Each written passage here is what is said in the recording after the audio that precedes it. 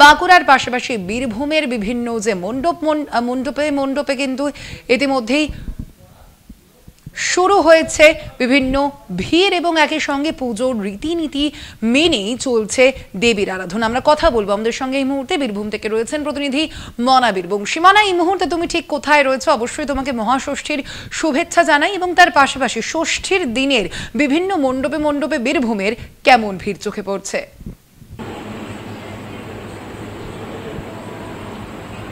স্বর্ণালী, প্রথমেই তোমাকে শুভ মহাষষ্ঠীর অনেক শুভেচ্ছা, অভিনন্দন। অবশ্যই এই মুহূর্তে দাঁড়িয়ে কলকাতা টিভির পর্দায় যারা চোখ রেখেছেন দর্শকদের, কলকাতা টিভি তাদেরকেও শুভেচ্ছা জানাচ্ছি।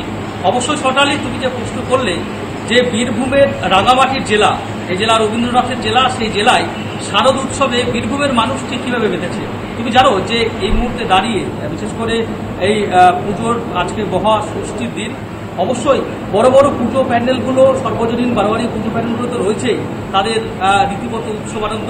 তার পাশাপাশি তুমি জানো যে বীরভূম মানেই অবশ্যই রাজনৈতিক একটা বিষয় কিন্তু উঠে আসে, আর রাজনীতি মানেই রাজনৈতিক দলের নেতারা ঠিক কীভাবে পুজো কাটাচ্ছেন। আমি এই মুহূর্তে রয়েছি বীরভূম জেলার দাসকল গ্রামে।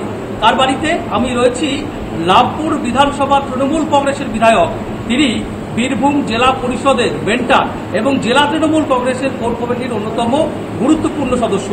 তিনি মহাষষ্ঠীর দিন তার পরিবারকে নিয়ে প্রায় 350 বছরের পুরনো পুজো, এই পুজোর একটা ঐতিহাসিক ইতিহাস রয়েছে, গুরুত্ব রয়েছে। তিনি সেই গোটা পরিবারকে নিয়ে, বিরাট পরিবার বলা যেতে পারে, সেই পরিবারকে নিয়ে একেবারেই মায়ের যে মন্দির, দেবী দুর্গার যে মন্দির, সেই মন্দিরের সামনে বিধায়ক অভিজিৎ সিংহ নিজে বসে আছেন। আমরা দেখতে পাচ্ছি এখানে মহিলা থেকে পুরুষ, প্রবীণ মানুষ সকলে মহাষষ্ঠীর দিন রীতিমতো একটা জমজমাট ব্যাপার।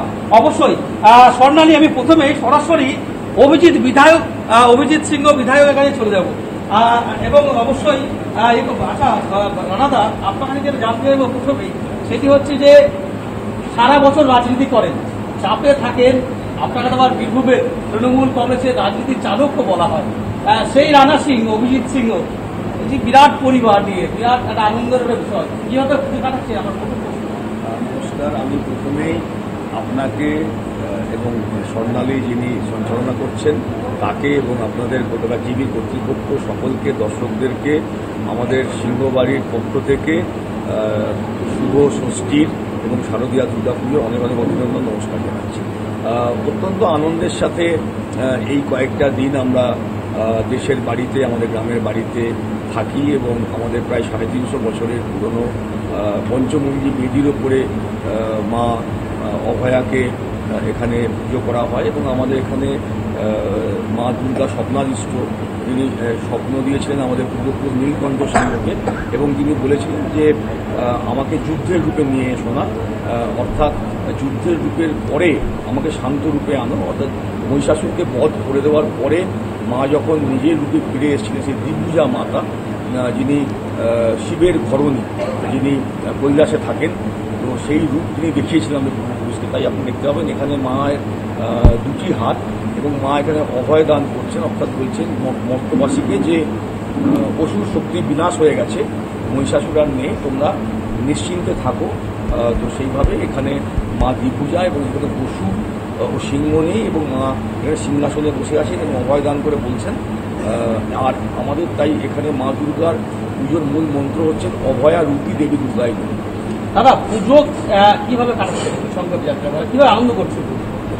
চরম আনন্দ। আমাদের প্রায় 150 পরিবার, আমাদের মানে জয়েন্ট ফ্যামিলি, আমার বাবারা 5 ভাই এবং ছিলেন এবং 2 বোন, ফলে সেই 7 জন ভাই বোনের সন্তানাদি, তাদের ছেলে মেয়েরা সব মিলিয়ে প্রায় 150 পরিবার, অনেকে এসে পৌঁছে গেছেন আর আজকে সন্ধ্যে পর্যন্ত বাকি সবাই এসে পৌঁছাবেন। তো সবাইকে নিয়ে আনন্দ। প্লাস হচ্ছে যে আপনারা জানেন যে এত পুরনো পুজো, ফলে গ্রামবাসীও আমাদের পুজোর সঙ্গে সরাসরি যুক্ত, তো সেই জন্যে গ্রামবাসী, আমাদের বাড়ির সকলে মিলে এই করে কিন্তু চরম আনন্দ, একসঙ্গে থাকা, খাওয়া দাওয়া। আর গ্রামীণ যে সংস্কৃতি, আমাদের মাননীয় মুখ্যমন্ত্রী বারবার যে কথা বলেন যে আমাদের বাউল, কবি গান, কীর্তন, আলকাপ গান, এই হয়, পুরনো ঐতিহ্য হয়, এই নিয়ে আমাদের আনন্দ। একেবারে স্বর্ণালী, তুমি বুঝতে পারছো যে লাভপুরের তৃণমূল কংগ্রেসের বিধায়ক অভিজিৎ সিংহ তিনি তার যে গ্রামের বাড়ি দাসকল গ্রাম, সেখানে তিনি পুজো বেঁধেছেন। অবশ্যই দাদা অভিজিৎ সিংহ সারা বছর ব্যস্ত থাকেন, তার পরিবারের মেয়েরা ঠিক কিভাবে কাটাচ্ছেন কি বলছেন? আচ্ছা, অভিজিৎ সিংহ সারা বছর ব্যস্ত থাকেন, আপনারা কাছে পেয়েছেন বিধায়ককে, বাড়ির ছেলেকে, কেমন আনন্দ করছেন যদি খুব সংক্ষেপে বলেন। প্রথমেই বলি শারদীয়া শুভেচ্ছা, নমস্কার।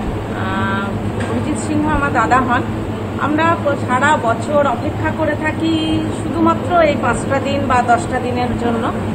তো এই জন্য আমরা তো যথেষ্ট আনন্দ সহিত কাটাই, প্লাস দাদাকে কাছে পাওয়ার জন্য ওটা আমাদের একটা উপরি পাওনা বা আনন্দ আমাদের মধ্যে যোগ দেয়।